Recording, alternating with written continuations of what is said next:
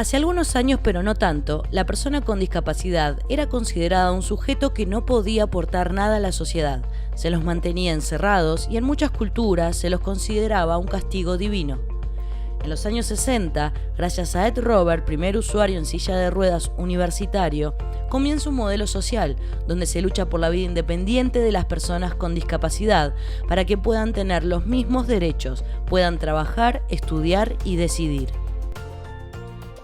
REDI es una organización que trabaja en el seguimiento de la convención y acciona, digamos, a través de incidencia política y también a través de juicios que se llevan adelante en virtud de que se cumplan los derechos de las personas con discapacidad. Por ejemplo, REDI, junto con un colectivo de organizaciones importantes, como FUSA, ELA, CLADEM, y no me quiero a PDH, no me quiero olvidar de ninguna, se hizo un colectivo muy importante que se logró modificar la ley 26.130 para que las mujeres con discapacidad den su consentimiento asistido y no se las esterilice sin su consentimiento. Existen varias temáticas en la cual REDI y varias organizaciones trabajan fuertemente para la eliminación de las barreras, entre ellas la necesidad de asistentes escolares para personas con discapacidad es un tema que hasta el día de hoy no ha sido legislado.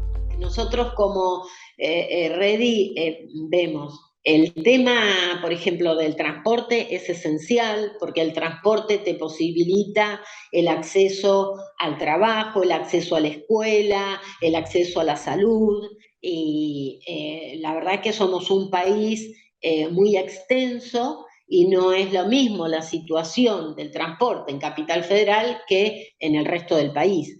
Hace más de 30 años existe una ley donde se establece el cupo laboral para personas con discapacidad. Pero si sumamos el porcentaje de personas trabajando entre el Estado y empresas privadas, no llegamos ni al 1%, por lo tanto, esa ley no se cumple.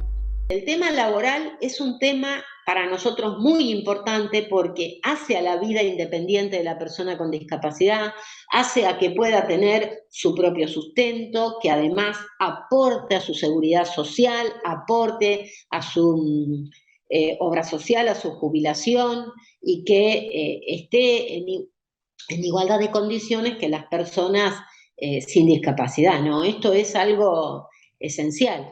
Si hablamos de inclusión educativa, existen escuelas que rechazan a niños con discapacidad, acusando que interfiere en el normal desarrollo del nivel educativo. Hoy en día, la Ciudad Autónoma de Buenos Aires sanciona a las escuelas que toman estas acciones violentas. Esto yo creo que ha ido avanzando, hay organizaciones específicas que trabajan por la educación inclusiva. REDI es una de ellas, una organización que ha trabajado fuertemente, Asociación Azul en la provincia de Buenos Aires también, y bueno, se va logrando esa inclusión.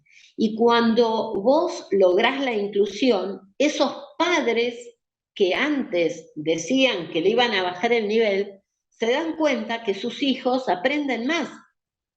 ¿Por qué? Por muchos motivos. Primero porque eliminan una barrera actitudinal y ven el esfuerzo que pone esa persona con discapacidad para aprender, porque el hecho de poder compartir un espacio con las personas sin discapacidad es algo tan deseado, es como igualarte para la persona con discapacidad, ¿no? Entonces, los niños que no tienen esos tabúes que tienen los mayores, empiezan a ayudarlos, a solidarizarse, entonces les explican y al explicarle aprenden ellos. Entonces, realmente se dan una experiencia de solidaridad y de aprendizaje que redunda en un montón de aspectos, no solamente en los contenidos teóricos que podés aprender. Aprendés muchos valores y muchas cuestiones muy esenciales, incluso el valor de la vida, ¿no? La discapacidad es una construcción social y se debe encarar desde todos los aspectos de la vida. Respetando a los demás, crearemos una sociedad más justa donde se cumplan los derechos de todas y todos los ciudadanos.